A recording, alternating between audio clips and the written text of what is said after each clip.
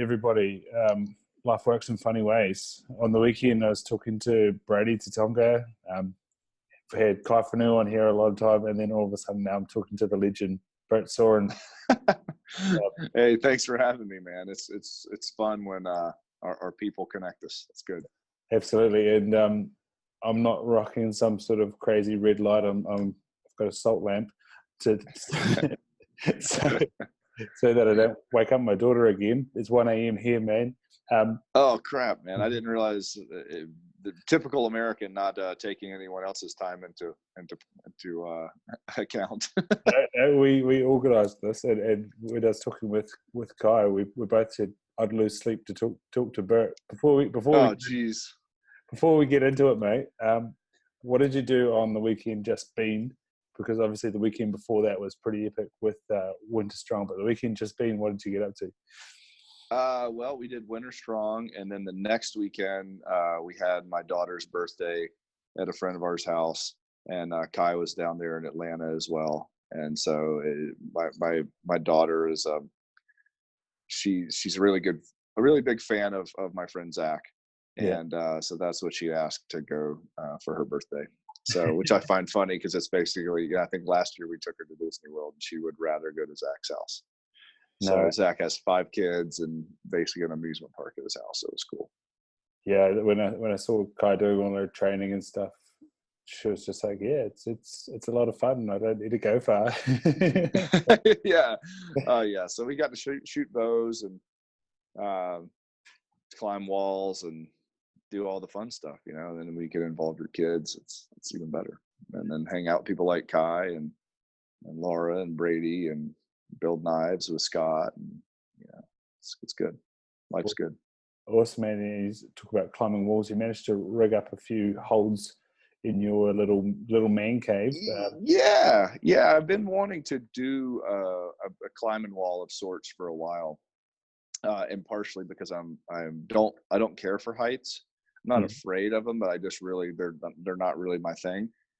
So I wanted to, get better at that. And then, although it's not very high, but it's still just a little bit of inoculation. And then my son and my daughter, and they enjoyed climbing the wall. So I have a little setup that I put up for them last year. So this one was just about 16 feet high, and they could go up there, and they're only 7 and 5. So it's enough.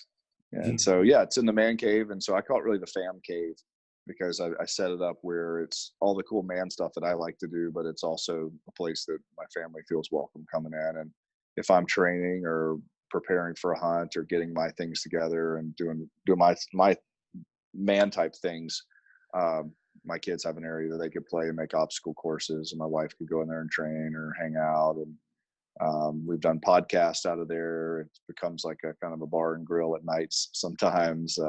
So that's kind of how it works. So that's where my favorite place is. What's the actual structure? Because the interior looks amazing. What's the actual structure of it? It's very clandestine. So it's just a metal building. It's people look at it and go, "Gosh, I didn't expect that." So I've kind of kept the outside of it, just a pretty inexpensive metal, what they call a pole building or pole barn. Metal. Sheet metal outside, and 6x6 wooden studs, and it was a concrete floor, kind of like a garage. When we purchased the house, it was 1,500 square feet, so 30 by 50, 16-foot roof, and then it was just a big rectangle that a lot of people might work on a car or something in. So first thing we did a spray foam insulation inside, put air conditioning and heat inside of it. Then we put up studs. Then we put up acacia butcher block walls to give it a solid surface to attach things to, but also to give it a different feel and look. Put in a rubber floor that we make here at Sorinex. So then it had a 1-inch thick rubber floor. So if, I could train anywhere. We could, if I'm maybe working on a gun or a bow or something like that, it falls on the ground, I don't dent up or scratch up my stuff. Also, the kids could run around as a light color. They could, I could kind of keep them safe, but also if they were to fall, they're not going to break their head open or something. So it kind of made a very functional space that I could use for my whole family to kind of a recreation area. After that, we did some rusted tin on the walls and some, different embellishments, some lighting. And, then it just becomes like a 2-year project. It's kind of like, hey, we'll just do this when we're done. And then it's like 2 years later, we're still screwing with it, making climbing walls. And I don't know what the next piece. I was thinking about trying to integrate into the wall a quarter pipe for my son, or maybe me, for skateboarding inside. It has a strip of turf too, so we'll do some sled pushes, or the kids will run hurdles and goofy stuff like that. Awesome. If we just dive into the weeds ever so slightly, your floor is also antibacterial. I saw. Without giving away trade secrets, how does that work? Oh well, yeah. I mean, it's the rubber floor, the same floor we use in commercial, college and professional sports gyms. I mean, it's the exact same floor we would use, say, at the the Patriots or University of wherever. It's the same stuff. So part of it is an R&D for me, because I want to use it every day, day in, day out, understand the goods, the bads, and the uglies of it, how easy it is to clean, and how, it's nice having a floor though that you don't really worry about, because when my son's, he was walking on top of my power rack, so his feet were 8 feet off the ground, and he fell, of course, because he's 6 at the time, and he cracked his wrist. I got like an interesting type of like a crumple type fracture, but had it been, concrete, he would have probably been a compound fracture, or could have killed him. So, it's a good investment. Yeah, the health and safety goes big time when kids start to climb around on things, eh? Oh, yeah, exactly. And I kind of thought when I put that wall climbing stuff up, but then I had an extra memory foam mattress, and so I just got a faux leather topper for that, so it kind of looks cool and stays kind of dirt free. And so I put it below the climbing wall. So they have 8 inches thick of foam, so probably won't die if they fall off of that. So I don't know, maybe Kai or Laura, one of those real tough people, would just not go with that, but I'm not as tough as they are. Kai once told the story of taking someone up a mountain, and yeah, they were afraid of heights. She's special. She's a really, really cool girl, and I'm glad you got Brady on here too. I'm interested to see how to listen to that. Brady's a great guy, good as a lifting and hunting partner of mine, and been friends for years. Awesome, mate. So he was obviously talked highly of you. How do you bring someone like that into the realm of strength and conditioning and big blokes and massive PRs and all that sort of stuff? Well, we got introduced, I can't remember exactly where, maybe a SHOT Show 4 or 5 years ago. And then some of our other events that we would both, be, whether it's a veteran event that we were sponsoring or helping out, he might have been doing the same and helping out or volunteering.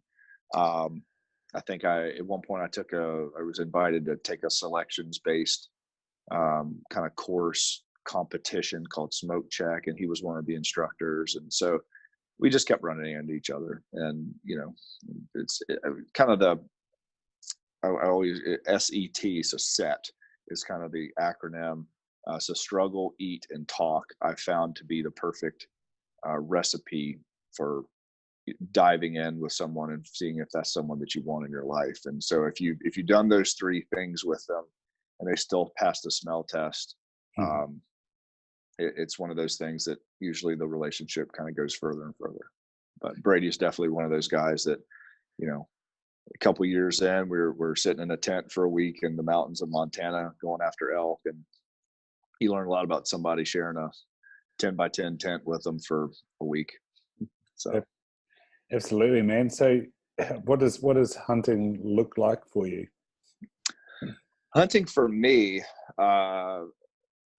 what it looks like is varied as possible is how I see it, and that's what my goal for it is. So it's passion. I love it. I love being in the outdoors. I wouldn't say I hate the indoors, but I tolerate it. I love being outside. I love the fresh air. I love the sun. I love the cold. I love the wind. I love the rain. I love all that, because that's when you're alive. So I do a good bit of it, but I try to vary my experiences as much as possible. Some people say, well, you're a gun hunter or a bow hunter, or they see me shooting a bow. Like, oh, cool, you're a bow hunter too. And I'm like, yeah, I'm a bow hunter. and a gun hunter and a shotgun hunter and a pistol hunter and a spear hunter and a whatever. I want all the experiences. And a friend of mine's a Green Beret, and they talk about in their line of work that you have to be proficient with any weapon found on the battlefield. And that's kind of how I see my hunting adventure. I want to be proficient in procuring meat and going after my adventure with whatever tool I happen in my hand. And I'm somewhat agnostic about that. Of if it's a bow, I want to really learn how to do it because that's a new challenge. If it's a long range rifle that's 1,000 yard shoot, then I want to learn that. And some people say, well, 1,000 yards, 1,000 shooting an animal from 1,000 yards is this X, Y, and Z. They could insert whatever they'd like to, and that's fine. That's completely their prerogative to do so. I wouldn't say it's easy. I've never done it, but I'm interested in weaponized math, and that's what it is at that point. And so it's just a different challenge. And so coming from a throwing background, because I was a hammer thrower, that's the one reason why I know Derek, because he and I competed against one another. So I was at the Olympic level hammer throwing, and which is basically becomes strength math. It's physics, it's understanding force vectors and tangential forces and how to produce and accept those forces to make a 16-pound ball go really far. Mm-hmm. So I see a lot of it from a side of whether shooting a bow further or a rifle further, they always want to push that envelope, make something a little bit more difficult, and see if I could challenge it and win.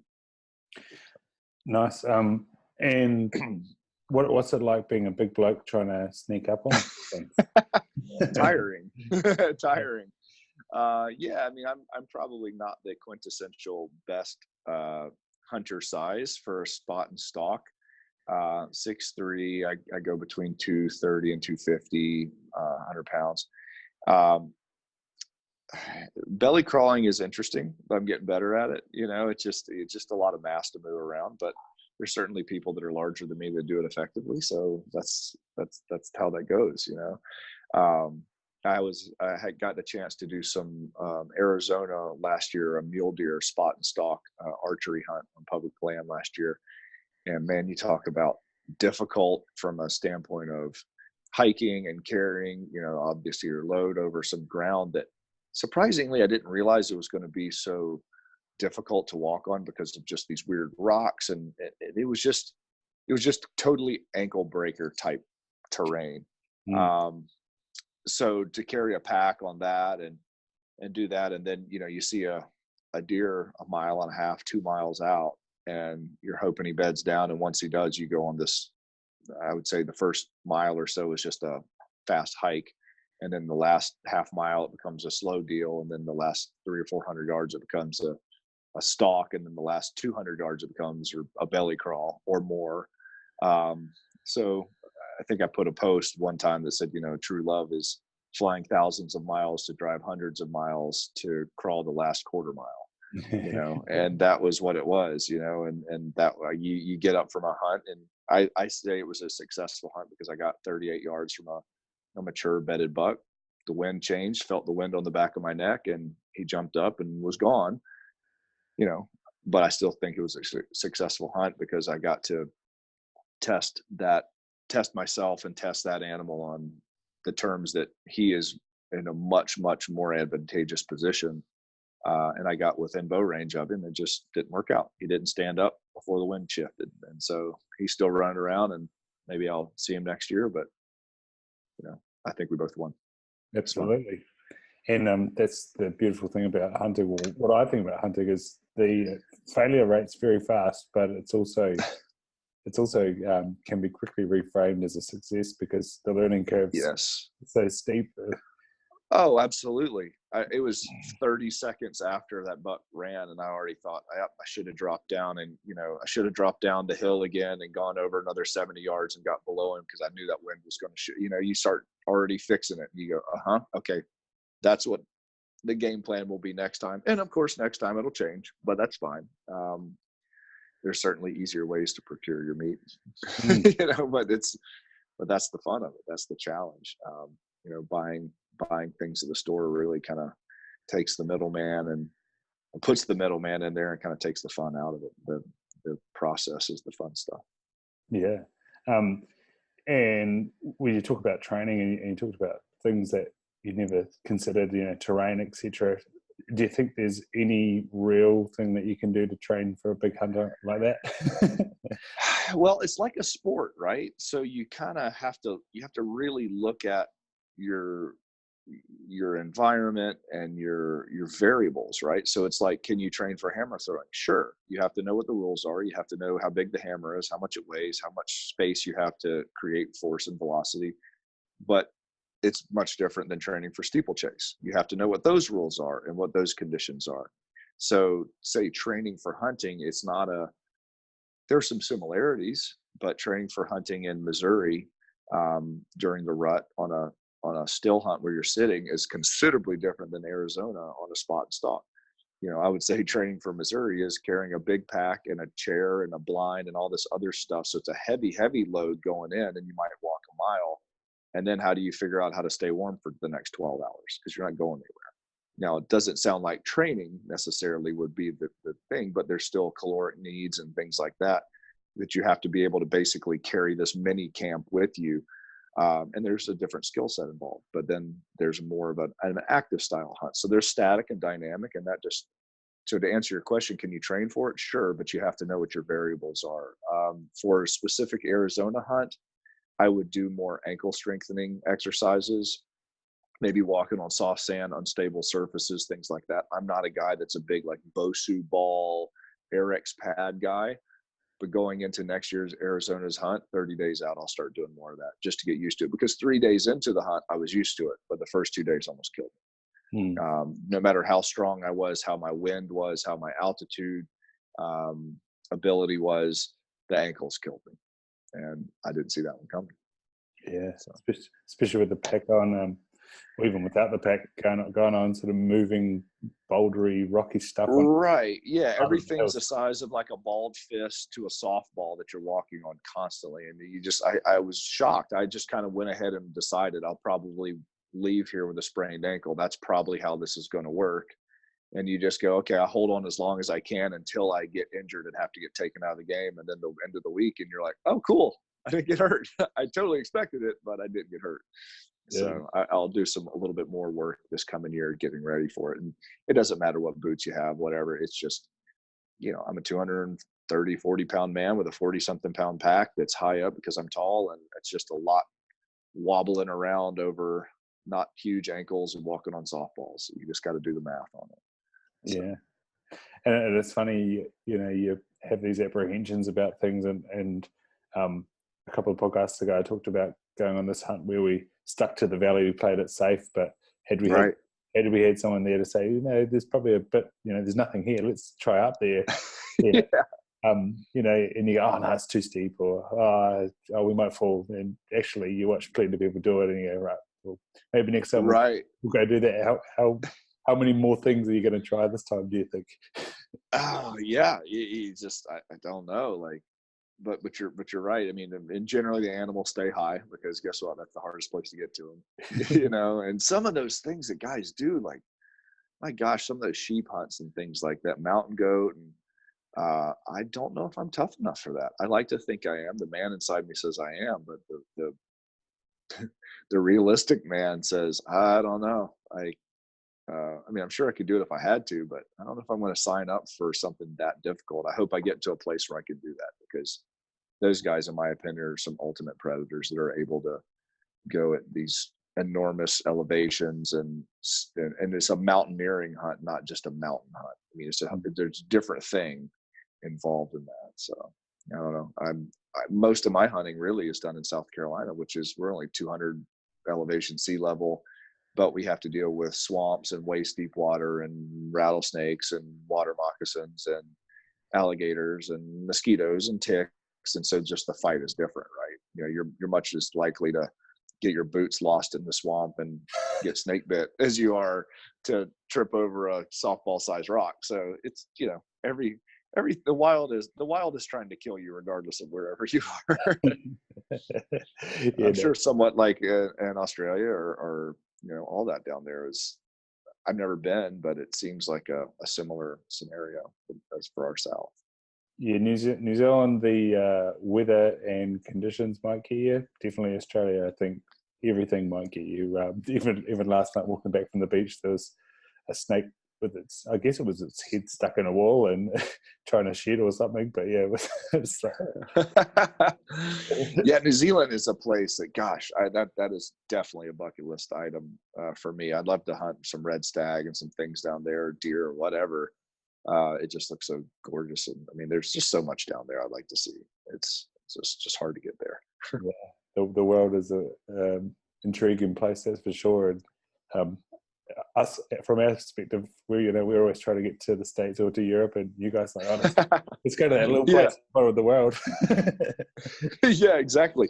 And that's interesting that you say, like, the world is a beautiful and awesome place, and I generally get along well with people that realize that.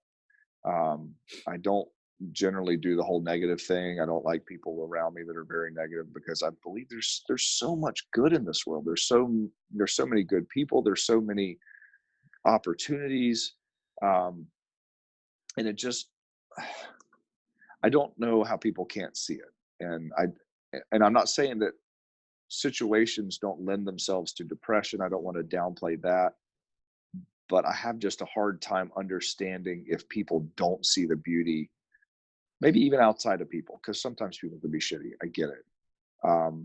But look for those amazing people. Like, look for the best in people, and give yourself the opportunity to see it, even if you're going to get burned sometimes. But I believe you have to look for that beauty. You have to look for that positive, because if you want to just go on a hunt and find the negative, you can sure as shit find it. But that sounds like a horrible thing to go and do. Why would I try to go find all the pitfalls in this world? I'd rather go see the beauty. And I think if you could look at your life that way, then we got deep real fast on this, but I think if you look at your life that way, every day is a new adventure, and every day is something you're looking forward to, instead of being a drag. So kind of how I see it. And so how does that sort of mindset fit in? Like, you guys, there's you and your pops, your dad. Yeah. You guys are locked into something that's it's a weight machine, and and you guys have managed to turn it into a thing of beauty. But you guys need to be there and construct this and have a base. But yeah, it's a monster. It's a monster, and it's a monster that eats. That's what you don't realize. You get this train started, and it's a little wagon, and then you're like, you build it up, and then you go, okay, this thing has momentum, and it eats coal. It's a thing now. And so it's no longer Bert and Pop or Bert and Pop's little dream, or it's so much bigger than two people. It's a factory, and it's employees and whatever, but it's also a movement and a mindset. But that's part of the goal, right? Because if you could help create something that outgrows its creator, that's when you have actual relevance, and that's when you're actually impacting the world. Because otherwise, if Bert Sorin dies in the next 20 minutes, if all I was a guy that was a purveyor of fine weightlifting equipment, then that ends, right? And then that's a pretty selfish existence, in my opinion, because all that did is put money in my pocket. So if we're able to do something beyond that, in my opinion, you could actually impact the world that's less self-centered. Sure, am I going to have a great life from it? Yeah, but there's been some crappy days too. I mean, it's the ride isn't without the rain. Like, there's a lot of stuff in there. But that's how I view it. I think we've been blessed in so many ways that far exceed our abilities. Or, I mean, people are like, oh, you guys deserve it. And I'm like, I call BS on that. I don't deserve anything. My dad doesn't deserve anything. Like, literally, there are people that have gone through much harder things. Have we done through some hard things? Have we come up with some cool things? Yes. But there are people that have worked much harder, done way cooler stuff, and endured much, much more, that unfortunately, because of circumstance, context, where they live, what their support system is, or just plain luck, their life in many ways isn't as good as mine. You can't convince me that I deserve shit. And I think if you feel like you deserve something all the time, I deserve a chance, at least I hope. people that feel like they're deserving of something so much, I believe that's just another word of saying entitled. And I don't ever want to be entitled to anything. I want to work for it. And like our friend Judd Logan says, he's like, I don't want it to be easy. I just want a chance. And that's in his fight right now with leukemia. He and I talked last night, and he goes, Bert, if they've clinically proven that a strong support system, great friends, positive energy, exercise, great medical attention, great food, all this other stuff is essential to winning the fight against cancer. He's like, I'm golden. That's what I've done my whole life. He said, this is just another workout. I'm considering this a 4-week fall workout that just sucks. I'm going to get through it. And then I'll move on to the next phase, and we'll move on to the next phase. And that's just how this is. And you look at it and you're like, yeah, does he deserve to go through what he's going through right now? Absolutely not. That guy's done more for my surrounding world and people I know than most people I know. But guess what? He is. But his mindset on it is, I'm going through a workout. If anyone could survive it, it's me. And I don't want it to be easy. All I wanted there is to be a chance. Because you tell people, someone said to him, they go, well, what did they say? They go, well, this is unfair. You don't deserve it or whatever. He goes, no. He goes, listen, there was 30 something people that died last week in a tornado. They didn't ask for that. They didn't deserve it. And they don't have a choice anymore. There's people that got killed yesterday from drunk driving. They don't have a choice anymore. They can't fight it. He's like, I could still fight. I have that choice. He's like, so by that I have that choice, I'm gladly taking this burden on, because all I have to do is fight. And I have a choice. And so I prefer to look at the world like that and say, the only time really failure, there people say, oh, failure is an option. It's like, no, failure, in my opinion, failure doesn't exist. It's just delayed success. And you go after it, and you go after it, and you go after it, and you go after it. And eventually you win, or you don't. And then that's the day you die. And then who cares at that point anyway, right? So then your entire life in some ways was never a failure. You were just learning. It was the process, and you were getting to go on the adventure the whole time. So I don't know. I guess I'll look at life a little bit differently, but I think, I think it's an okay way to look at it. Absolutely. And a little gratitude always goes a long way, especially if you're in a bad spot. Would you class yourself as an optimist or a pragmatist? Optimist, no question. Optimist. I mean, I'm sure. I like how you said pragmatist versus. I don't understand even scientifically how you could do it a different way, because I believe the lens, and I'm sure someone has a different vein on it or whatever, and they could very well be right. Maybe that's part of it. Whatever you think is right probably is, because you're going to buy into it and you're going to go after it with passion. But I've also learned that I can look at things positively or negatively, the exact same context. That'll change how my body reacts, how my mind reacts, how my emotions react. And I've never seen looking at something through a negative light bring positivity to my life. How can you filter something with a negative filter and ever it bring positive? If you're always looking for the negative, you'll sure as crap find it. So if I filter everything positively, generally I find positive. Yeah, do I get burned sometimes? Yep. Yeah. It's a small price to pay for the rest of your life being pretty awesome. People say, well, I'd rather expect nothing and expect the worst and then get surprised every once in a while. I was like, it sounds horrible. It's like punching yourself in the face every day, and maybe one day you forget to do it. And you're like, oh man, this day is awesome. I didn't get punched in the face today. It's like, that doesn't make sense. But again, that's my perspective. I'm sure it's probably wrong, but I've made it 42 years so far with it. No, I think Bruce Lipton has something about, if you're thinking a certain way, then your neurochemistry is a certain way, so then your hormones are a certain way, and then things go on. And I'm sure, in your years of athletic training and then going after lifting heavy things, if you're thinking, oh, I probably can't lift this, then you probably can't lift it. I think Henry Ford says that. Yeah, exactly. And that's always what it boils down to. If people know that it's proven that faith and hope is built from believing you have a chance. Well, believing you have a chance is a positive outlook.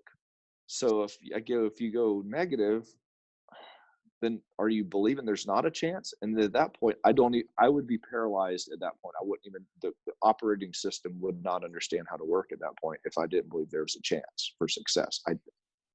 That doesn't make sense to me. There's always a chance. And maybe it's only one, and maybe it's a 1 in a million. But like I was talking to Judd, he was talking about, the percentages or the odds or whatever. And I kind of joked with him. I said, well, what percentage of the population makes an Olympic team ever as being a walk-on in track and field like he was? I said, what percentage of the population makes 4 Olympic teams? What percentage of the population holds world records? What percentage of the population puts someone at the Olympics from your group for like a 30-year period of time every 4 years? What percentage of people have hundreds of people that have come out of their tree of influence who've become professionals and are making an impact in the world? I said, that's only in one phase of your life. I said, the percentages of all that stuff happening are so low, if you start looking at percentages, that you would say they're impossible. But I know the guy because I'm sitting there talking to him that he's done it. And so I go, F percentages. It doesn't matter. Like, there's always a chance. There's always hope. And you keep pushing because there's always hope. I believe it has to be that way. Otherwise, I don't know how the system would work. I just don't get it. It's like not having gas in the engine. It just won't work. But maybe someone does it. Who knows? Maybe I'm not smart enough to do it that way. That's powerful, because as I talked to you yesterday, that's exactly what this is about. That little bit of proof, that little bit of, like you said, you know the guy that's done it. Someone's done it. Someone can do it. Someone's done it. Yeah, someone's done it. So all I got to do is prove it can be done again. Yeah. And someone will. And why not be that guy? Or why not that be me? And that's what I always saw. I was never a recruited athlete, I sucked. But when I got into a system with a good coach and a good mentor, and then Judd became my mentor later on, and he told me one day, I was training for the 2000 Olympic trials, and he goes, you're really negative. I'm like, really? I thought that I was a pretty positive guy. He goes, no. And I love that he was able to level with me. He goes, you give yourself a reason to fail. So what do you mean? He goes, well, when we talked today, he said, I asked how training was going, and you said, well, I pulled my hamstring 3 weeks ago, but it's going better. He goes, that's great that you turned it into going better. He said, but you prefaced it with something negative, thus psychologically giving yourself an out for a lack of performance. He's like, you were going ahead and giving the caveat of, when I suck later on today, or if I suck later on today, it's because I've already told you there's a reason that I'm going to suck. He's like, but you've done that 3 or 4 times in this conversation. So you're setting yourself up for an automatic out of failure because you think there's a chance of that happening. He's like, I never believe I'm going to fail.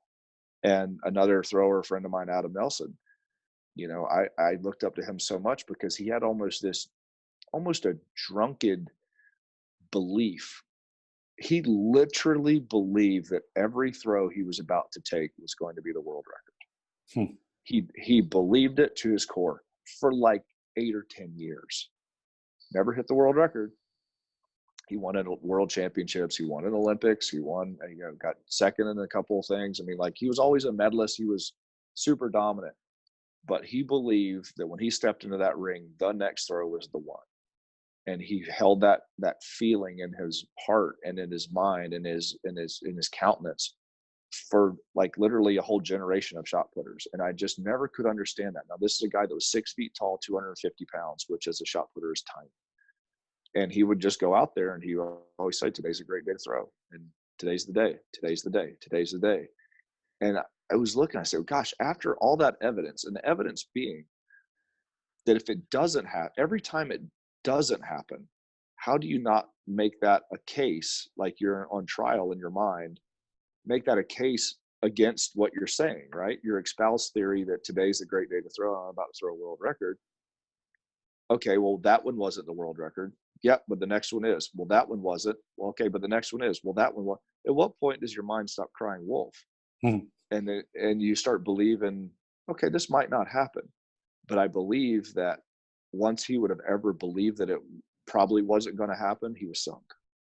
And so he never let go of it. And he had an amazing career. He had some, I think, top 4 or 5 throw of the world of all time. And arguably he was the smallest good shot putter in our generation. So he broke all the molds. When he made his first junior national team, one of the coaches told him, he said, make sure you take pictures because you'll never make another international team again. You're too small. That was 20 years before he won the Olympics, or 12 years. So you just look and you go, if he would have believed that, then that would have been the evidence that he needed to the contrary, that he was going to be a champion. And then his whole life and career would have changed. So I look to people like that, whether it be Judd or Adam or some other people I know, and to audit my own self-talk and go, how am I looking at this situation? How do I feel about myself? How do I feel about this person in my life, or whatever it may be? And I think it's so powerful. And that's when extraordinary things can happen. And I'm addicted to extraordinary experiences and extraordinary people. And so I want to, if I find someone that has that spark, that fire, that belief system, I want to do everything I can to pour into their lives, because much like a little kid on the playground, hey, look at my little toy, I'll show it to you. And if you like it, will you show me your toy? And then let's play together. It's not much more convoluted or complicated than that. If I find someone that I'm just like, yeah, they're doing life right, then I say, what can I do to bring value to their life? So maybe they'll let me stick around 10 minutes longer. So I could maybe be a part of their life and be valuable within their life. And if I could help them, I could push them up higher, and hopefully they're already a 9.9. Maybe I could help them in some way, make them be a 10. And that becomes a win for me. If I could watch someone that I could help get better, I don't care if they're better than me or not. I like seeing people succeed. But the interesting part of it is when you do that, you get pulled up too. And then that person, if they're not a jerk, they generally go, hey, well, you've helped me. Well, I'll help you as well. And then that's how I believe relationships and kind of an economy of a relationship works. If you go into it saying, what can I get out of this relationship? It's the wrong economy, because then what happens, the other person mirrors your interaction style and your intent. And then they start thinking, what can I get out of this guy? And then at some point, it's going to be a race to who could get the most out of the other one. And then it unfolds. And it just unfolds. And that's what happens, I believe, in marriages. I think that happens in regular relationships. When people stop trying to build up the other person more than themselves, they start trying to make it a typical business deal. And they try to always get the angle on the other guy, and a negotiation and everything like that. Negotiating with my friends is the furthest thing I want to think about doing. That sounds detestable. To try to see what I could get out of somebody, I would rather just not be friends with them. I don't want to disrespect them in that way. Whew, powerful, man. You're saying about Adam there being, of a smaller build for a shot putter, and anybody who's met Tom Walsh will not think that Tom Walsh is a small guy, but relative. Yeah, how big is Tom? He's big, but like, right. I house sat for him, and his bed was buggered. Nice. His bed was buggered, so I didn't sleep there. But nice. Yeah, you see him up against the other guys, and you go, "Oh, he's not a big guy." Right. But yeah, no, sure. He looks like kind of a pseudo normal sized human. Yeah, but he's not massive. No, he's not at all. Gosh, he's so fast out of the back of the ring too. It's crazy watching him. He's an interesting guy. I've never met him, but I've of course keep up with the throws world still, and he's been fun to watch. I wonder if people like Adam are one of his little small proofs for doing what he does. He would have to be. He would have to be. And that's one of those things. You're exactly right. The small proof. This guy did it. That guy did it. Okay, that's all I needed. I don't need easy. I just need a chance. Yeah, and I think for Tom as well, he's lucky, and his coach Dale was as well from the bottom of the world from Australia, did great things. He played professional rugby, and hey, it's again a little bit of small proof to do that. And you said something there about getting a reality check on your mindset. And I think the more and more I do these podcasts, that's what, for years I sort of, with swimming, I chased swimming goals, and that was always time. And then Sure. soccer, football, it's, chasing teams, getting to be in the position you want. And then I changed to rugby, and, was on the fringe of a couple of rugby sevens provincial teams. And, you think, Sure. You look back and go, what were the little aspects, or what were the limiting beliefs that stopped me there? And then right now I'm, probably finished playing rugby and, wanting to get more into hunting. And it's like, and move forward with business and stuff. And it's like, well, what can I learn from all this? What has all this built me up for? And what now? What do I need to eliminate from my thinking to move forward? Yes. And be great. So how does you guys be legendary? Where does that come from? It comes from the mindset of just trying to do extraordinary things. And extraordinary, let me define that. It doesn't necessarily mean climbing Everest, or chasing down an elk with a spear, or doing something like off the radar crazy. Extraordinary sometimes just means having a more candid conversation with someone that is normal. And extraordinary just means kind of like, if you look at a chart that says it has a line of what the mediocre or mundane or expected, I guess really the expected would be, are you above that line or not? And in your actions. And that, again, it doesn't have to be super high Red Bull induced crazy fest, and sometimes it's the little things,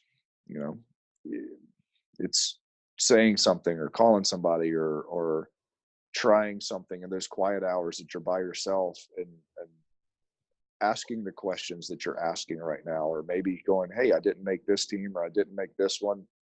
Am I going to say that the other guys were on drugs? Am I going to say the other guys were doing this or doing that? Or you just go, hey, listen, I don't believe I made the team because of these two things. I don't know or not, but it's a scientific experiment. And now I'm going to take those two things, I'm going to eliminate those, or I'm going to rectify those, and I'm going to run the test again. And I'm going to see in my next endeavor, can I do better? And unfortunately, that's an extraordinary mindset. Most people are going to sit there and still go, yeah, but that guy was 7 feet tall, and hey, I can't beat that guy. Or, yeah, those dudes are doing this, or X, Y, Z, or whatever. You know all the excuses. Shit, maybe not making excuses. That's pretty extraordinary. And so, I don't know, that's kind of what I see to be legendary as, and it's not as highlight film. That's always fun to watch on YouTube or whatever, but sometimes it's the day in and day out. How you do anything is how you do everything. And it's more of a war cry, I hope, to people to try to live above that line of expected or mediocre, and whatever that is they do. I don't care. Just go after it. If you want to do whatever, I don't care the context of it, but go after it if you're going to do it. Don't half-ass it. I had another one, someone talked to me straight, and usually the really candid conversations are the ones that hit me the hardest and actually elicit a change. So 2006 or 2007, I had gotten done throwing hammer. 2000 and 2004 Olympic trials, didn't make the team. Actually, Judd Logan bumped me out of finals on his last throw. So thanks, Judd. So I retired from hammer throwing. Just knew the price that it was going to take to get back to that level and stay at that level, or get to the level I wanted to be, was just a price I couldn't pay. Socially, economically, time-wise, just couldn't do it at the moment. So I got out of sport. Was out for about a year, went through some hard stuff with some family health issues, and then got back in the Highland Games. And we were kind of like, hey, I'm going to try these out. I've done them, played around with them before. They look kind of fun. So went for about a year, and I was at a game, and this guy named Casey Cummins comes up to me. He was the athletic director of the event.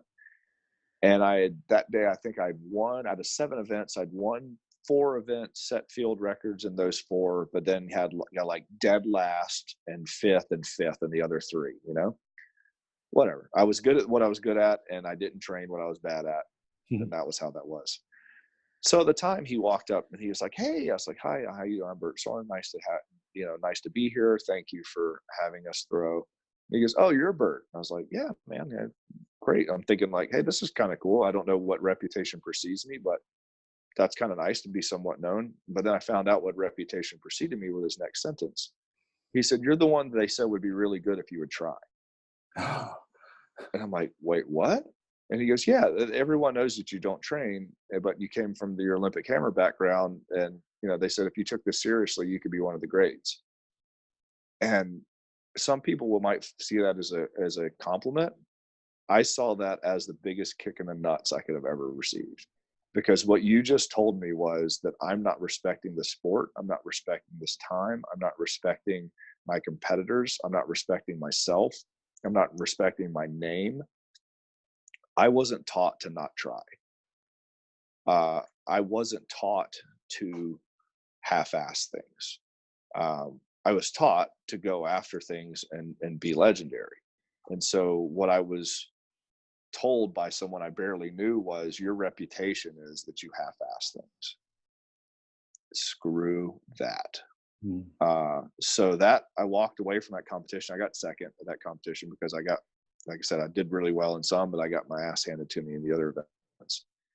And I went home and I just decided, I was like, okay, regardless if you like the sport or not, you either need to stop, but never be known as the guy who kind of tried. And so I said, okay. And I called actually Randy Strossen at Milo magazine. And I said, what is the national championship for the Highland Games? And he told me, he said, the Pleasanton North American Championships, whatever it was. I said, where's that? He said, Pleasanton, California. I said, when is it? And he said, Labor Day. I said, how do I get in it? And he goes, well, you have to throw really far and get invited. I said, all right, good. And so I hung up the phone and I went to the NASGA web, which is the North America Scottish Games Association. And I looked on the database and I found every event that I was like, they had the ranking of every event, every athlete. And that was maybe the top 10 or 15 on a couple events that I was good at. And then the other ones, I'm like number 100 or whatever, 150 or something stupid. And at that day I said, all right, where's the one I'm lowest at? And then I said, what's it going to take for me to get in the top 10? And I saw that and I just went out and trained until I was throwing those marks. And then I would pick the next event. I say, what's my next lowest? And I would just boom, boom, boom. So in like a 4 or 5 week period of time, maybe 8 weeks, I can't remember exact numbers. I went from 53rd in the nation to second in the nation in like that period of time. Now, it's not saying I was so good in this whatever, but I had a new passion, a new purpose to prove to myself that that wasn't going to be what was written on when I walked up, that I can't be that guy. So that I got to compete at the Pleasanton Games. I got an invite because I became the lightest athlete ever to throw 40 feet in the heavyweight for distance. I think I went from 32 feet to 41 feet in like 8 week period of time, which is pretty crazy. That was what the pros were throwing at that time. I was a light amateur. And so I was able to pick up some big events, but I was putting the effort in. I was working really, really hard. And then the next year I ended up coming in and winning the first amateur world championships and became pro. And so that was, again, it was a kick in the nuts. It was realizing, is this where I want to be? Had to be very candid with myself and then put a plan together and just do the work to change that. But that had to happen. Otherwise, I would have still been the guy that showed up, threw pretty far, screwed around, didn't train, got second. And then 10 years later, you're sitting there having beers with your buddies and they're like, oh yeah, you would have been the guy that was going to be good, but you never did it. And I don't think I could have lived with that. I don't think I could have lived knowing that that was actually a thing. So what I did, I could walk away from the games now knowing that I retired years ago, but knowing that I did everything that I could have done to give the respect to the competitors and the events and those people that came before me. It's 200 or 300-year-old events. And to know that I did my part to squeeze every RPM out of what my body could do, I could very easily walk away from the games and know I did my job. Regardless of what I placed, it doesn't matter, but I did my job. But then it was easy too, because I knew the price I paid for that, and I knew I can't go back and pay that price, nor would I go back to the games unless I could pay that price, because I don't want to disrespect the games. Mm. And obviously, it goes back to that process of setting a goal and putting in the work and coming up with a plan and executing on it. How does it feel to show up having become second in the country? Does the event sort of happen for itself now? Well, yeah, I mean, it was cool. I just always wanted to play with the big boys, right? I mean, that was, to me, a success was be in the group that most people think you shouldn't be in. I always call it the apple cart guy. So when we used to call breaking up the apple cart. Mm-hmm. And so my goal every time I competed was, if I came in ranked 7th, I at least had to come out ranked 6th. And so I wanted to ruin somebody's day. I hate to say it that way, but that was exactly what I went in to do. I went in every time going, you and you are going to think you have me, and I'm going to walk away and you're going to go, what the hell did Sorin just do? And that was that chip on my shoulder I always carried. And all that did is make me want to go in the ring and taste my own blood sometimes. I just wanted to feel that fight. And I wanted someone to go, freaking Sorin's in the finals? Really? Or Sorin's now on the Olympic trials? Really? Sorin's ranked in the world in the hammer throw? That guy? And I just get a rush off of that because I like being the underdog. And actually, funny story is I basically crapped the bed at the 2004 Olympic trials because it was the first time in my athletic career that I wasn't the underdog, and I didn't know how to handle that. And I got into the ring, and I was, and actually, again, a Judd Logan story. So every year, I'm fighting it out. I'm training by myself. I'm doing all that type of stuff, and running Sorinex during the day, training in the evening, and kind of always fighting through every year. But I had this breakthrough in 2004. And I was bombing, and like training went perfectly, peaking went perfectly. The week before, I'm throwing monster PRs in training. It's like, okay, everything's dialing in. I'm not going into the national championships injured like every other year. Like, I'm set. I'm ready to roll. And I get to the meet. We go into warm-ups, and I was hoping to throw in the 240s, which would probably got me top 3, 240 feet, which was 73, 74 meters, right in there.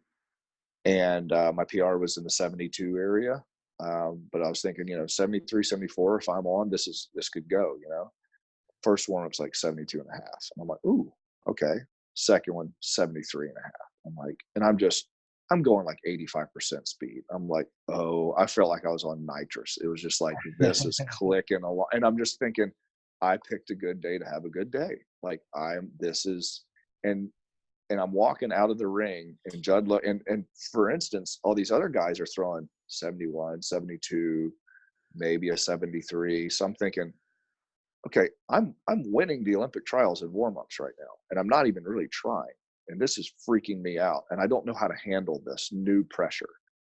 I walk out of the ring, and Judd walks by, and he kind of laughs, and he gives me like the Happy Gilmore line. He goes, somebody learn how to throw. And I'm just kind of like, I looked at him, and you know what happened? All the pressure dropped. All the excitement dropped, because for some reason in my head and emotionally and my adrenal system believed that I had already accomplished what I was there for. And I didn't know how to do that. I didn't know how to fight when I didn't have a fight. And I walked into the ring. My first one I put in the cage. Second one I put in the cage. And I remember looking around going, what am I doing? And my heart rate was about 75. I wasn't jacked up because there'd been 4 years of buildup that I'd been stressing over. Will I be ready? Will I be ready? Will I be ready? I got to, June 22nd, 2004, I have to be ready. I have to be ready. And when that throw went 73 and a half meters, and I'm thinking, I'm good for 75 today, that little box in my head said, you did it. You're ready. You did what you're supposed to do. But the cruel joke of it was, in my lack of maturity competition, and I didn't have a coach to bring me back to center, was hadn't done anything yet. I still had 3 throws in the competition to go, which were the 3 that mattered. So I walked into my first warm-up going, oh, let me just crack this one right out here. Got a little ahead of myself and started pushing. I said, all I got to do is turn the volume up on this one a little bit. Caged it. Boom.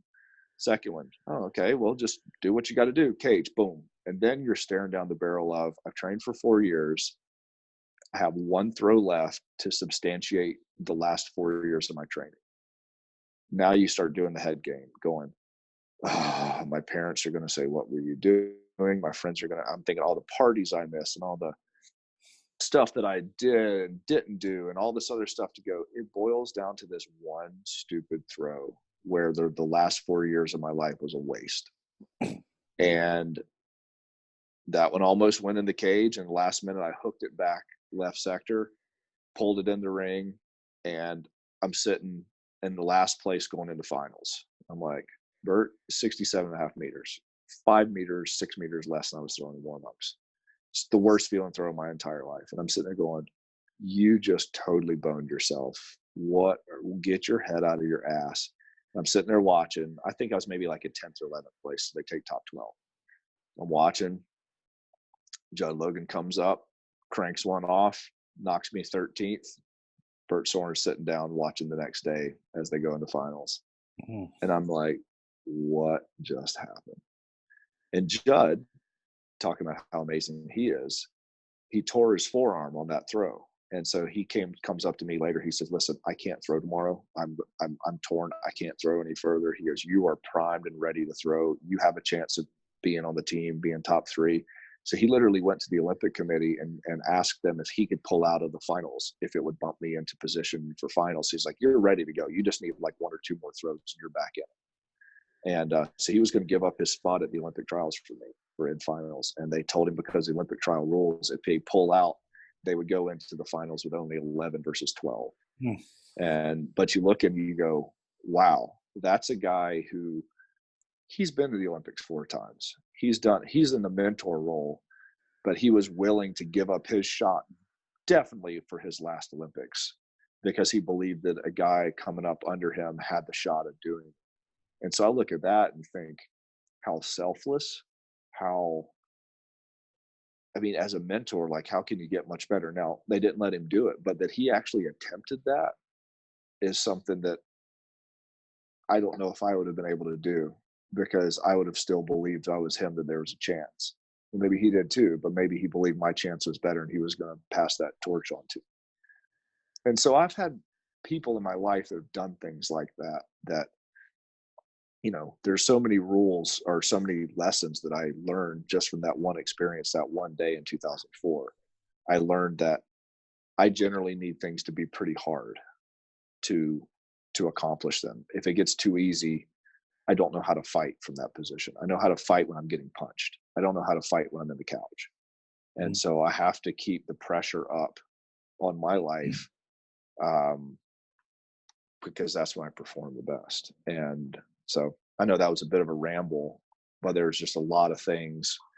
I just kind of reliving it and just insights that I got on those experiences. But there again, that was an experience that I wouldn't have got anywhere else, except that I pushed harder than I should have and went from a skinny walk-on kid to sitting at the 2004 Olympic trials with even a chance of making an Olympic team, because there's zero reason I should have been out there. And so I think I learned something very valuable. I would have rather thrown further and see where that would have taken me, but who knows, right? Right, and I appreciate the ramble, because you managed to take us to some amazing places just then. You just mentioned, walk-up skinny kid. If you could tell us the story of how you ended up in athletics, and then also the, I guess the crossroad moments where you had to train with the girls and beat the girls before you're allowed to move. Oh yeah, you heard that one, huh? Yeah, I thought that was amazing, and especially the 2 girls happened to be some of the best in the world as well. So it was. They sure were. Yeah. So I wasn't meant to be a college thrower, or especially professional Olympic level. I was an okay thrower in high school. Okay, like not state championship material, even in a state that was bad at it, just like pretty suck, And it was because I was 6'2", 172 pounds, not extremely strong. I was a late bloomer.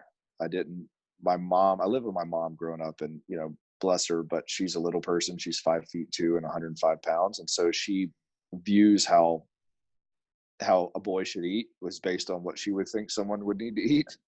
So I remember I was telling my wife, I was like, I was hungry for like 18 years, like just always hungry.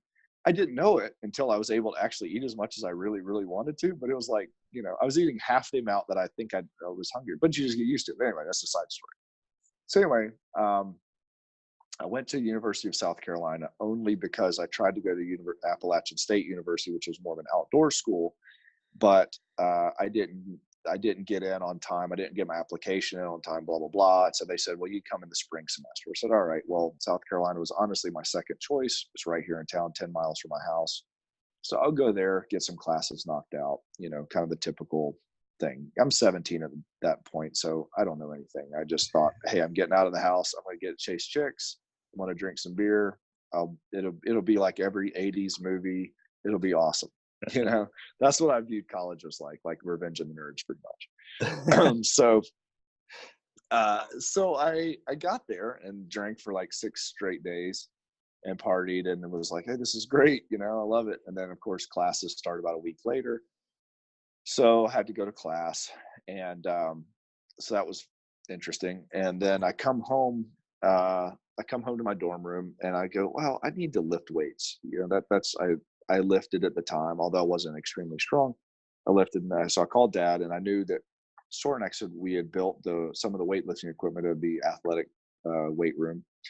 And although I was not a student athlete, I wasn't allowed to per se train there. But that was in 1994 when rules were pretty fuzzy. And so I called Dad and I said, hey, can you call the coach and see if I can go in there and train because the equipment's better? And he said, yeah, let me see what I could do. So he calls, and coach is like, yeah, sure, tell him to come in after the athletes are here. It's 5 o'clock or whatever. And so I'm 17. I don't pay attention to what time he says. So I just get done with my classes that day. I eat a burrito and I said, okay, cool. I go down to the weight room. Well, if you've ever been in a collegiate or a university athletic weight room, 2 o'clock on like a Tuesday is absolute bedlam. I mean, everybody's out of class. Everyone's going to practice or just got out of practice. And it's just people everywhere. Now, University of South Carolina had one weight room at a time for all the sports. So like it's maybe 10,000 square feet and there's 200 athletes in there. There's every sport's just rambling around, and it's early part of the season. So the early part of the year. So people don't even really know who's who yet because everyone just got to campus. That was before they had where each team had to wear their South Carolina gear or whatever. So everyone's just like in normal workout clothes. It's like a freaking gym. I walk in there and start doing some power cleans. And then I'm doing those. It was kind of fun. And I look over and they're doing some vertical jump testing. So I get in line. If you've seen the movie Forrest Gump, that was kind of like I saw a line, so I stood in it. That was kind of what it was. And so in some ways, I feel like my life has been very Forrest Gumpian. So I stood in the line. We did the vertical jump testing. They measured and everything at 29.5 inches. And he was like, hey, that's pretty good. And I was like, okay, cool. I don't know what that means, but great. So I went back and did some bench press. And then I look over and they're doing body fat testing. And I'm like, I'm pretty lean. Like I said, I'm 6'2", 172. So I was like, that's kind of cool. I've never had that done. So they're doing caliper tests. So I go over there and pull up my shirt to do the abdomen test. There's a guy sitting in a chair and he goes, okay, what sport? And I'm like, oh gosh, like, here we go. I'm not loving this. Like I'm getting kind of nervous. And so of course I do the little white lie that every 17-year-old would do.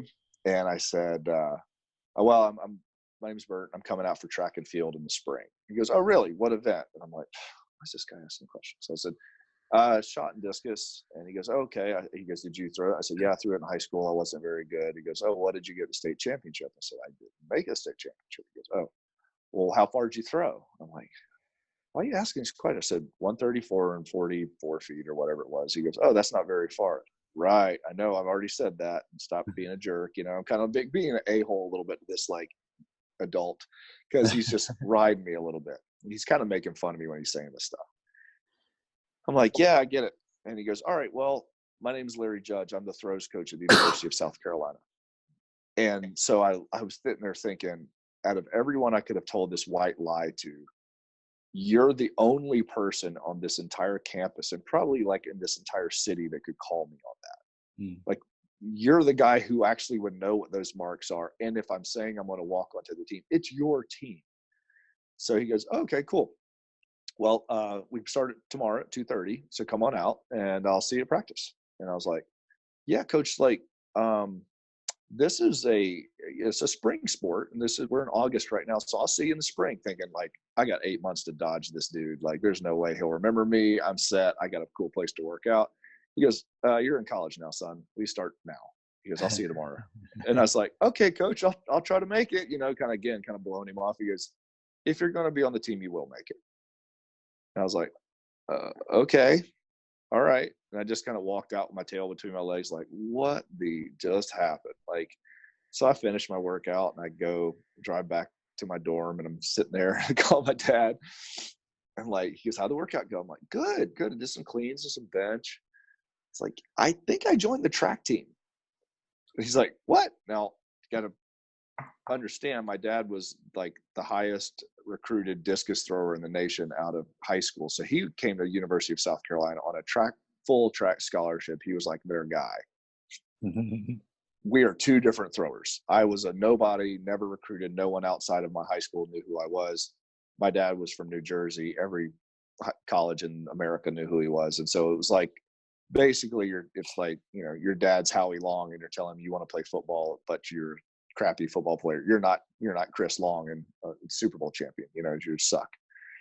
So he's like, really? And I told him the story, and he's kind of thinking, all right, you're doing this for me. I don't really know why you're doing this. What's your story? And I said, well, he goes, what are you going to do? I said, I guess I'll just go out there. And he was like, really? And I was like, yeah, we'll see what happens, And that was the day that changed my life. I went out there the next day and no earthly idea what to expect. And they literally laughed at me when I walked out because I'm this skinny. I look like a pole vaulter. And they're like, oh, you're going to throw in the SEC, the Southeastern Conference, which is like all the big schools in the South, like the big monster, Alabama, Auburn, Florida, Georgia.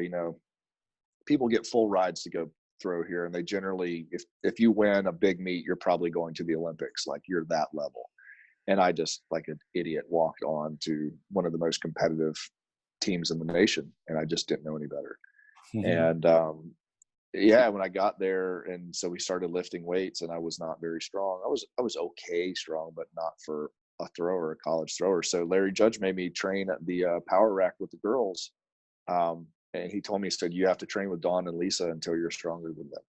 And again, like I've said before, Dawn and Lisa turned out to be, Dawn, I think, broke the world record in the 20-pound weight probably 10 or 15 times, the American record in the hammer more times than I could count. And the number 2 girl always was her training partner and my teammate, Lisa. So literally I had number 1 and 2 on American soil there every day training with them. And so it was like, I had to throw their hammers until I could throw them further than them. I had to lift their weights until I was stronger than them. And then I was allowed to graduate off of the women's rack and make it on to, train with the guys, because otherwise, coach didn't believe that I was literally worthy enough to take up their time and have to move my weights just to take the weights on and off to train with the big boys. And so I remember the day I had to squat 365 for 5. And that was the day that I beat Dawn and Lisa by like 5 pounds. And that was the day that I got to graduate off their rack, which is crazy to think about. That's a 365 was like 170 kilos ish, 160. 65, I think. So yeah, I had to be relatively strong for a 180-pound guy at that point, to not be relegated to train with the women. And no disrespect with them, but as a guy, that's kind of hard. You have to train with the pink weights basically. But it was a good test to just say, hey, listen, you haven't earned anything. Like, you're blessed just to be sitting in this room. And then that goes back to where the drive in me just said, no, I want people to go, oh, you belong in this room. And because I certainly didn't at that time. So then it was push, even to the points where, so how we worked on our, not to get into training too much, but we worked on a rep max. So every 4 weeks we would hit a rep max in a predetermined rep range, meaning this month our squat reps would be a 5 rep. Next, so we would do 4 sets of 5, 3 sets of 5, 2 sets of 5, 1 set of 5 in the 4 weeks. So the last week, your only goal and your only work set was that one set of 5, but it was the heaviest, that was your maximum set of 5. So we would rotate like that every month, which was a wildly effective program, especially for young athletes. And I remember I was getting so strong so fast that I was pushing so hard, but I was trying to up the ante so quickly. And I would go and I would eat so much food every day. And I would just get to the point where I got sick because I realized I had to recover. Even in 1994, I got it. Like, I had to eat so much to recover from the workouts because I had to work out so hard to catch everybody else, because I was 2 and 3 years behind. I was a late bloomer that hadn't really trained, and I wasn't good. I was like the worst possible scenario. So I was taking like 10,000 calories a day, and just, I put on 30 pounds in one semester. But I remember I had like a 315 for 6, I think was like, I think I was supposed to be a 6 or I think 7. I was 315 for 7 in the squat. That was like my cycle. And I got it for 14 reps. But that was just the maniacal nature of our group was, okay, if you're supposed to do it for 7, that, and most people would say that's the goal, that's the success. And that was the minimal barrier of entry for our team, was like, well, yeah, you better do your 100%. I mean, you better do your 100% set. That's if you were asleep for the last 4 weeks, if you didn't get what you're supposed to get. Where the money comes in is how high above that do you get. And so it became a contest, which is like, okay, I'm supposed to do this crazy 500 for set of 5, this, and guys would already kind of click that off in their brain. They go, I'm going to make that set of 5. Can I get 7? Can I get 8? And if you get a group of 10 men and 10 women that are all thinking that way, and it's contagious among that group, and it's like a big swirling shark pit of just people just trying to outdo each other, not I did more weight than you, but like I got my reps for more than you got your reps, whatever our reps are. Who could put forth the most effort? Who could dig the deepest? And then I remember going like screaming and almost crying my last 5 reps. But I just remember like going, if I could get one more, that's one more better I am. If I could get one, and then of course I was in striking distance of doubling my max set. And I'm like, okay, I'm going to do that. Was it smart training? No. Was it necessary at that time to where I knew what hard was and what they call it a rate of perceived exertion, RPE, what a 10 was? I know what a 10 is. I know what that is. Most people don't. And I'm not saying it makes me better. I just know that I've lived there before. And I would hope people would live at an 8 to a 9 to a 10 RPE just a couple times in their life where they understand what really, really hard is.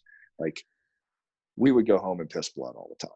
We would go home and crap blood from time to time. Not what I'm saying that's good, but there were the physiological evidence that we were living at a 10. And, but that being said, you had a group of athletes who, some of them came in as walk-ons like I did. Some of them came in as highly recruited. But I would say out of that group, 80 to 90% of them made the national championships, and probably 70% made All-American. Multiple ones were SEC conference champions, Olympians. And there was only maybe 1 or 2 people ever in that group that were highly recruited blue chip athletes going in. So I saw the recipe as, just work harder than everybody around. And get the people in your group that also work harder than everybody around. And then when you think that's as much as you could do 20% more and see if your body could take it. And if it can, I don't know, turn up the volume a little bit more, see if your body could take it, because all of a sudden you'll start getting into these uncharted territory. And then you wake up one day and you're in the room that you weren't allowed to be in. You were in the room that no one expected you to be in. And then you just keep repeating the process through life. And then you just keep ending up in conversations in places that you lose me. Sorry, people were calling me. You good? Yeah, conversations in places that So conversations in places that you're not really qualified to be. But I guess that's what that's a perception of if you're qualified to be there or not the actuality, because you could change your destiny on that. And that's where I think people need to understand, like, has a chip on my shoulder helped me? Absolutely. I had a chip on my shoulder for a long, long time. Sometimes it's been extremely helpful. And that chip is, no, I belong to be here. And you go hard enough and eventually you do, you know. And but then the key is mentor those other people to let them be there too, because then when you fill up that room of amazing people that was maybe one time seen as this elite group, well, then if there's a whole bunch of you, it's no longer elite, and you've just built a new higher base. And then a few of you could still work and push from there out of base camp and see if you get to a new summit. So that's kind of how. Yeah, I absolutely loved what you said about, you know, sometimes it's amazing to go to the red line, and I've done it once, and I always look back at that being just such a defining moment in my life of, hey, there's always more to go. And then the other thing that while you're talking there, it's how do you know, that's an incredible environment that you got to be a part of. How when you're told that, hey, you don't really belong here, and you've got the team sort of riding you like that, how do you, was that the thing that managed to get you to the chip that said, right, I'm going to be here, I'm going to belong here, do you think? In some ways, I think that the weightlifting is really what helped, because and maybe it's even how the cycle was set up, because every 4 weeks you get to test. I mean, we tested every 4 weeks for 5 years. So every 4 weeks you get to put your I don't know, your hypothesis or your reputation or your everything on the line. And so it just so happened I was 17 years old, so you get strong pretty fast. So every 4 weeks it was like I was getting this giant dopamine hit of this huge success, because I was doing this, like, supposed to get 8 reps and getting 12, supposed to get 7, getting 14, and it was like boom, boom, boom, boom, boom, you know. And then one year my back squat went from 320 for a single to 445 for 5, you know. And you look and I got addicted to the success. I got addicted to the dopamine hit of winning. And once I had taken 2 or 3 hits of that early on, you couldn't tell me anything but, because I believed it was possible, because I just done it. I just done it in 4 weeks, what was considered impossible. And then the next 4 weeks I did it again. And the next 4 weeks I did it again. So that happens 2 or 3 times. If you're somewhat delusional like I am, you believe that, and I think being delusional is a superpower that people need to have. You believe that it's just, you start believing that it's possible. And then I look and I go, okay, well, the guy that I train with every day, I watch what he's doing, and he's an All-American, and he doesn't go home and hang up his Superman cape. He eats at the dining hall with me, and I give him rides to practice, and we hang out and watch The Simpsons. And he's a dude like I am, and he's training and he's squatting. I'm making 600 pounds or 500 pounds, and I'm doing 400 pounds, but I'm getting stronger every week.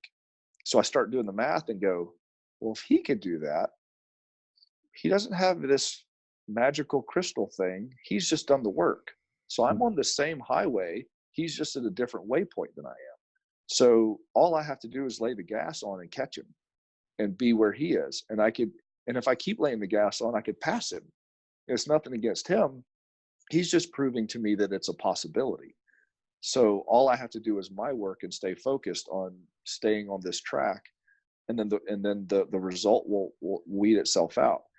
Just people forgot to tell me I was 170 pounds, you know, or I didn't listen. And I just go, no, this is how this is. I just do the work. And everybody's like, yeah, get low this guy. But then when you start seeing the wins happen, and you go, oh, I get asked to travel this weekend. I scored a point here. I scored a point there. And then it was just blood in the water. And I tasted it every time, and I just wanted more. I said, okay, what do I have to do to get to, what's this SEC championship thing you're talking about? You got to do this. All right, good. That's the plan. That's what I got to do. That's the criteria. Good. Let me go. And then it just kept growing like that. So I think that's been a constant, is just understand what the criteria is and give someone just enough of a breadcrumb where they understand indicators to look for, or what motions in their track bring success. And then you find out really quickly, are they interested in it to the point where they're going to do that stuff? And if they don't, they're answering it for you. You know, if I knew that it took a whole bunch of effort and eating a lot to get better every 4 weeks, well, if I've done it 3 times and I choose not to do it any more times, well, then I've told you my answer of what I think about success, because I had the answers to the test. I just chose not to use them anymore. And so once I knew the answers to the test, it was like, oh, then it's just a money exchange. I just pump more in and more comes out. And then it was, as Dan John says, simple but not easy. Yeah, simple but not easy. Mate, and you just said the words good there a few times in facing a challenge. I reheard that Jocko Willing good the other day again, and man, that's again a powerful thing. If you, just like he says, you know what's wrong, good, we can do something about it.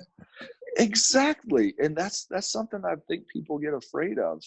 It's almost better to know what the problem is, because then you could establish a plan, or you could establish criteria. Criteria is the biggest thing. Just understand what am I being judged on? What am I being graded on? And that was another thing from my college career that was probably, you know, when Judd talked to me a couple times on his, you know, what I was saying about the positive thing, but you've maybe heard it before. Greg Kraft, who was our track coach at the time at South Carolina. I came from my first semester. I'm still goofing around. I wanted to throw far, but I was still goofing around academically. And he pulled me aside and said, "Hey man, you got, you know, A, B, C, D, F." I'll kind of cut the story quickly, but he said, "Your academics are terrible." And I'm thinking, oh, okay. But at the time it was my first semester at South Carolina. Again, I was a walk-on. No one knew who I was. I was kind of slipping between the raindrops. And he pulled me aside, and I'm thinking, wow, you know, this coach actually, you know, he's like, "Sorin, come over here." I'm thinking, sweet, he knows me. I went over there and he said, "Listen," he said, "got your grades." Well, I told me that. And I'm thinking, I'm a little sheepish, but I didn't think anything of it. He goes, "Listen, here's how this works. If you're the University of South Carolina track team, you need to do one of 2 things. Here's what you're graded on," is basically what he was saying. He goes, but what he actually said was, you need to do one of 2 things. You need to get really good grades, or you need to throw really far, because you're a thrower. You need to throw really far at the conference and the national level and score points for the team. He goes, or you need to get really good grades and bring up the team average for those who are really good on the track in the field that can't get good grades. So our team average is still really good. He goes, those are the 2 things that you're here to do. Currently, you're doing neither. You have terrible grades, and although I think you could throw pretty far one day, you're not currently doing it. Get your shit together or leave. That was the sentence. And I looked at him thinking, wow, an adult has never like laid it out in adult terms. And I'm 17, I guess I was 18 at the time. So he laid it out, but it was like, wow. And I walked away feeling a little bit abused. But I thought about later in my dorm, I said, well, he wasn't mad at me. He was just telling me exactly what I was being judged upon, what my criteria was. So I'm on his crap list and probably going to get asked to leave and go home. Literally, he said, "Get your shit together or leave." He's going to kick me off of this track team that I'm finding so much enjoyment in, and I see a future that I could have. He's going to take the first sport I've loved. He's going to take that from me, but it's not him taking it from me. He's given me the criteria that I'm being judged upon. And if I don't do one of those 2, I'm gone. Simple as that. There's no, and he even said, he goes, "You seem like a nice guy. You know, the girls on the team think you're kind of cute. Coaches like talking to you." Like, he's like, "Great. That's all fun. All the cool collegey stuff. Great." He goes, "Here's what matters. All I see is your grades and your distance. Figure it out." And so that started an upward cascade of better grades, throwing further, blah, blah, blah. Now, it wasn't, I'd like to tell you it happened right away, immediately. It certainly did. You know, I a little bit better, a little bit further.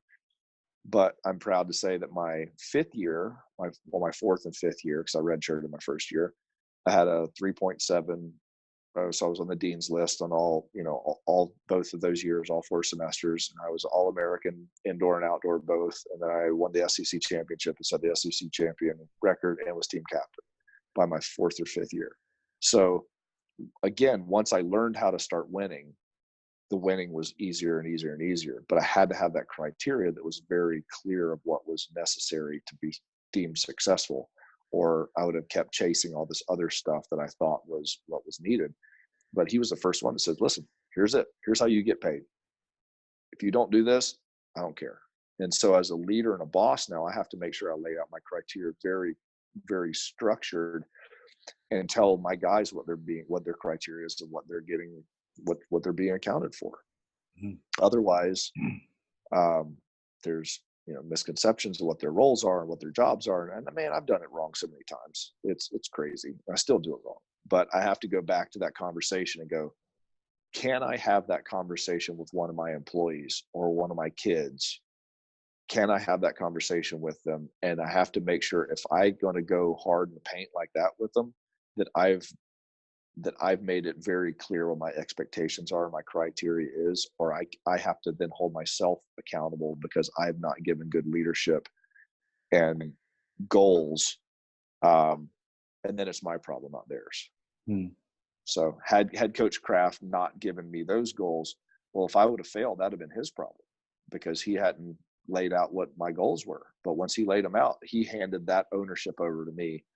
And kind of like Jocko talks about extreme ownership, then it was on me. He's told me exactly how you get good here and exactly how you leave here. And that was that.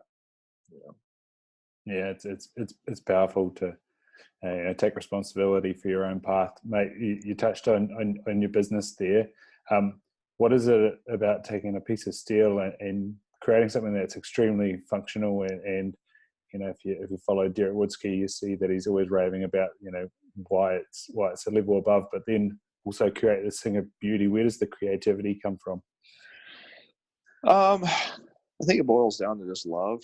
I've always loved strength, and kind of going back to those wins. Once I realized that the world of strength was my ticket to winning, and was my biggest thing that I could throw effort into and get the biggest result out of. I mean, that was what built my athletic career. It's what built my professional career. It's what built part of my image and how I feel about myself and my self-worth. And so much of that was there. So I'm always in love with the strength game. But I'm also an artist. And I'm also, my father, who I learned from, he was an inventor, and so how do you mix inventing and wanting to change your surroundings or with your love for strength? Well, it becomes strength art. And that's what I think we do better than most, is because we're not going anywhere. First of all, it's not a job, it's a life. So we've held on many times when it was not smart or feasible to hold on, like anything else, and so times when we should have gone out of business, somehow we didn't. And times when we should have thrown in the towel, we didn't. And but if you love it, you just keep pushing, and it's what consumes your mind. I think the old proverb is like, was the grandfather was telling the son, he said, there's two wolves inside me. One is angry and jealous and hateful and prideful and boastful. And then there's another wolf inside me that's kind and protecting. And he said, they're always in a constant fight inside me of who's gonna win. And then as the grandson says, well, which one wins? And he said, well, whichever one you feed. And it's just being around and involving and that's why relationships are so important, because it's how do you feed that? What wolf do you feed? And your vocation and what you do, what wolf does that feed? And thankfully I'm in a position where I could generally feed the good wolf. And I'm always, if I'm thinking about improving human performance and strength and making those around me better, then my mind is thinking about improving human performance and strength and making those around me better, which happens to manifest itself into steel shapes that tend to be called weightlifting equipment.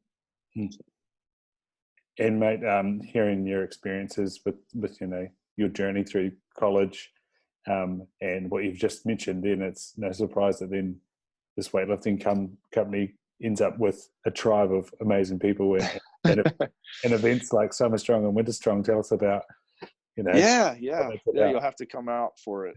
So Summer Strong started 12 years ago as my dad's birthday party. Nice. Asked him what he wanted to do, and he said, "Well, let's, said, hey, your birthday's coming up. What do you want to do?" He goes, "I don't know. Let's open up the gym, do like a lift day. Let's cook some stuff, get a couple kegs of beer if people want to drink, and let's just have a good fellowship time." So we invited people over, open house, no charge.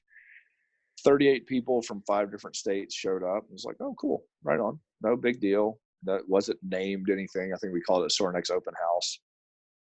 And but what happened? We got people from the strongman world, the sandbag world, the Olympic lifting, the powerlifting, the Highland Games, and so although it was only 38 people, there were still 5 or 6 different genres that came that were experts from each. And so because it was an intimate group, people started sharing with one another. And then you watched a power lifter trying to snatch his first time. And then later training with a sandbag, doing a sandbag clean, and then later doing something in CrossFit, and then doing a jujitsu thing later on because that guy was there. And I watched and I said, well, all of these people have different backgrounds.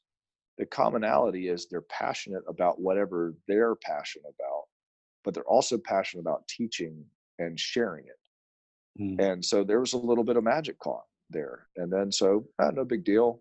Got done with that year. Second year came along. We're like, hey, we ought to do that thing again. and and then and then ways that things grow, more people showed up, more. And then this year is coming up on its 12th year. And last year we were turning people away at I think 600 something people. And now we bring in presenters from all over the world, and it has its own kind of life to it. And people like Derek and I talk about, how do you summer strong? And there's like something to it. You drop your ego, and that's one of the recipe secret ingredients of the recipe is we look all year for people who would just make the best meal, what we call it. So it's not how do we bring in big name speakers, it's how do we bring in amazing, extraordinary presenters who, when put together in the right context, but also time and space within a 3-day weekend, make the best meal.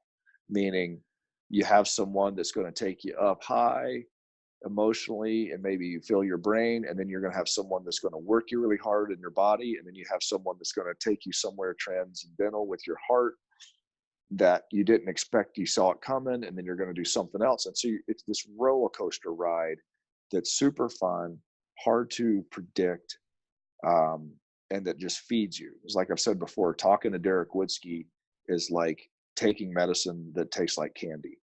And what we're trying to do as Summer Strong is create an event that is therapy that feels like a roller coaster. And when you walk off of it, you go, that was amazing. I don't even know what to put it in.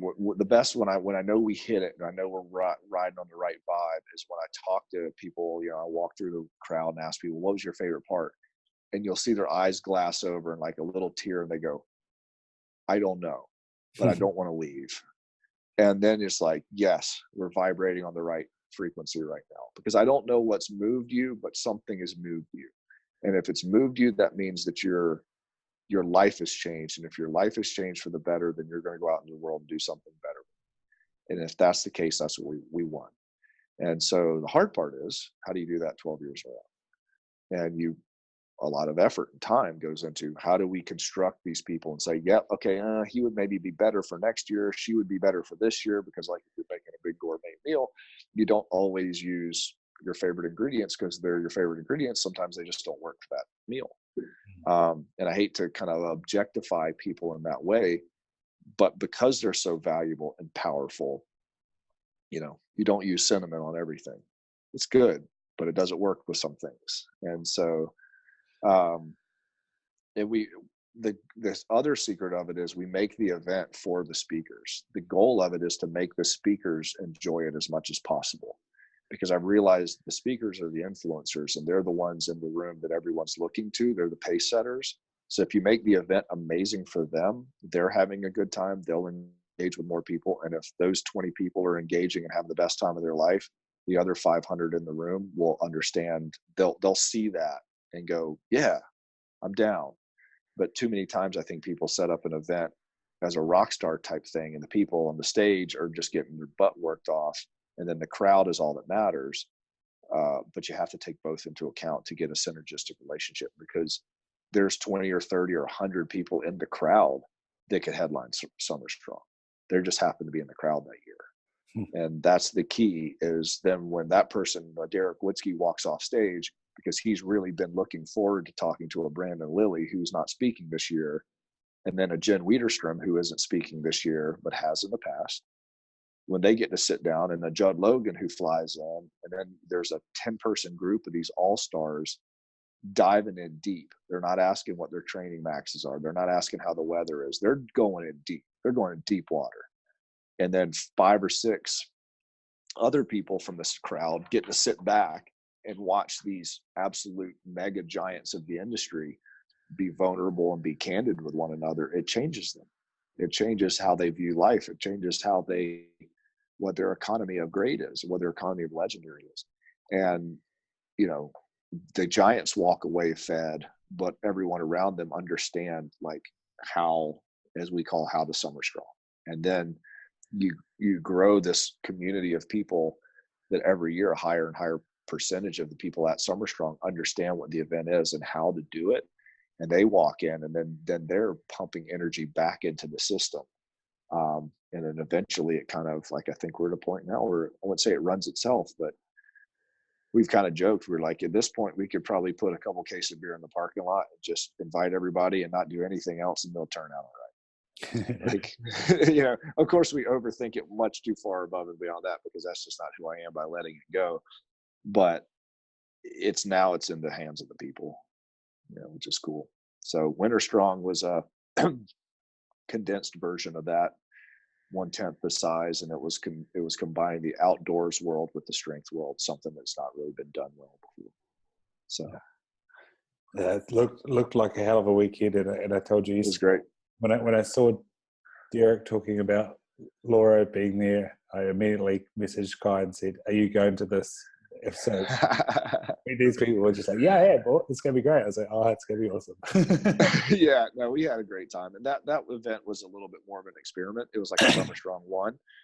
I thought it would work. It's kind of like you trying that new recipe. You know all the ingredients, and they should work together, but sometimes, or like I say, like if you're zeroing a rifle, you could mount it well, you could get it bore sighted, you could do all this stuff, but sometimes you got to take a shot before you do any adjustments. You could figure it out all you want, but sometimes you just got to crack that first shot off and see what happens. And the first shot was pretty close.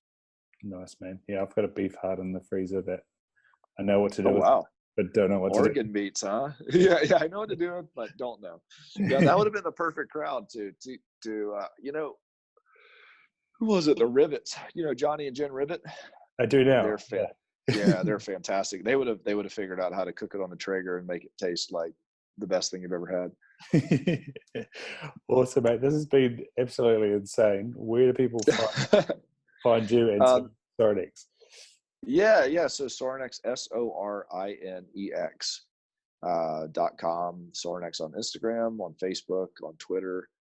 Bert Sorin, BERTSORIN on Facebook and Twitter. No, I think I'm on Twitter. I just never go to it. So don't go to Twitter. Go to Instagram. And I don't know. I would assume you could find me. Shouldn't be too hard. Shouldn't be too hard. Yeah. Big bearded guy that usually has a random alligator in a picture or something like that. Awesome, mate. So kind of how we've got a connection is through woodskiisms. Do you have a woodskiism to leave us? Oh gosh. You killed me with a woodskiism. I haven't had the confidence to do a woodskiism yet. Oh man, he's way too good at it. I'll post one and I'll tag you guys. I have to think about it for long enough. I'm not as smart as Derek. Yeah, no, it's always something out of the blue, and yeah, it's always epic. It's always epic. Yeah, no, and yeah. So I'll talk to him, and so he'll post something that's just wildly poetic and amazing, and I'll text him. I'm like, yeah, that last line was awesome. I was like, and he'll just text back. He's like, yeah, what do you call it? Like stoplight ramblings. So he'll literally, whatever's in his mind at the stoplight, he'll just pull up the phone and talk to text it. And that's what it is. Like, Wow. I'm like, that's it right off the rip. He's like, yeah, I don't really know what I said. It was just what was in my brain at the time. That was a very good Derek Witzke, by the way. And you're just like, that crap is just rolling around in there, like that eloquently put. And so, you know, it's kind of like if I'm learning how to play guitar, if I tried to play you some, you know, Jimmy Page right now, it wouldn't do it justice. So I'll save my whiskeyism. I'll put it on my story and tag you guys when I could actually do Derek justice. But if you haven't followed Derek Witzke, you're absolutely crazy and you're missing one of the best humans on the planet. Absolutely, mate. I'll get on with today and enjoy South Carolina. I'll just Well, say thanks. Your Canadian accent there was also really good. Oh yeah. You know what? Well, thanks a ton. I appreciate you having me, and it's been an honor, and it's fun to get to connect with you. Absolutely, mate. Awesome. We'll leave it there. See ya.